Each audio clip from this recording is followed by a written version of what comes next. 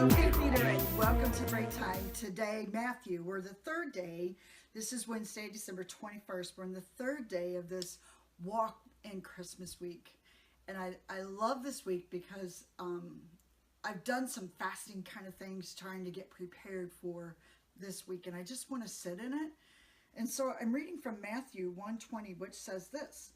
But after he had considered this is Joseph considering, if you want to go back and read or look at tomorrow's, he had in mind to divorce Mary quietly, not publicly or put her to shame in any reason. But after he considered this, an angel of the Lord appeared to him in a dream and said, Joseph, son of David, do not be afraid to take Mary home as your wife, because what is conceived in her is from the Holy Spirit. Matthew 1:20 says that. Isn't that amazing?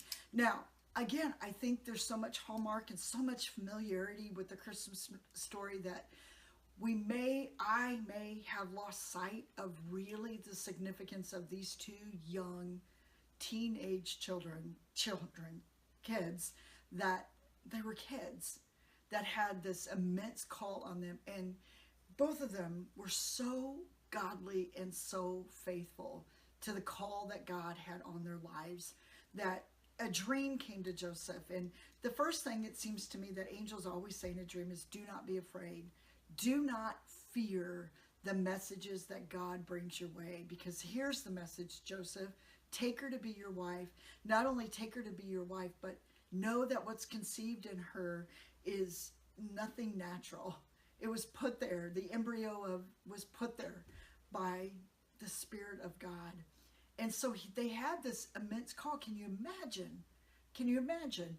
And most scholars think there was no wealth involved. They weren't people that were highly publicized. They were humble servants. And they were people that God knew how they were going to respond. But they were people that responded in such a way that's remarkable, because all of us have calls. You have a call every day, me as well, to walk into wherever we're walking with the Spirit of God, conceiving whatever he wants to conceive in those moments wherever we are at. God chooses you, and he chose me. And so my response to God is going to give him permission to use me and to use you the way he so chooses. Sometimes it can be a little scary when we think of what the Holy Spirit might have us do. And so Joseph was in this place, but he bowed after he had this dream. And what more could he do? I mean, what more could he could have still walked away from Mary, but he didn't. And we know the rest of the story. But think about the immense pressure it would have been to be the parents. We don't know anything about Joseph other than he was a carpenter. That the immense pressure that they would have had to be the parents of the Son of God, to raise this babe, the Son of God, and know that he was birthed by the Holy Spirit. Okay? So, believers, that's a remarkable thought, and it's hard to even conceive that thought and think of how that all works. But I think sometimes we shelf it, we make it look pretty, we put it on a card. But what does the Holy Spirit still do today? You know, he is still birthing his plan in the mind and hearts of believers all over the place. Are we open and ready?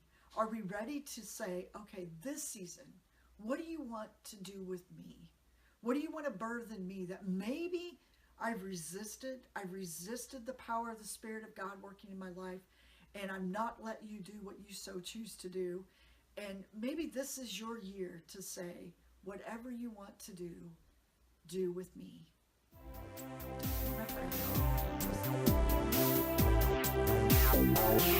Remember.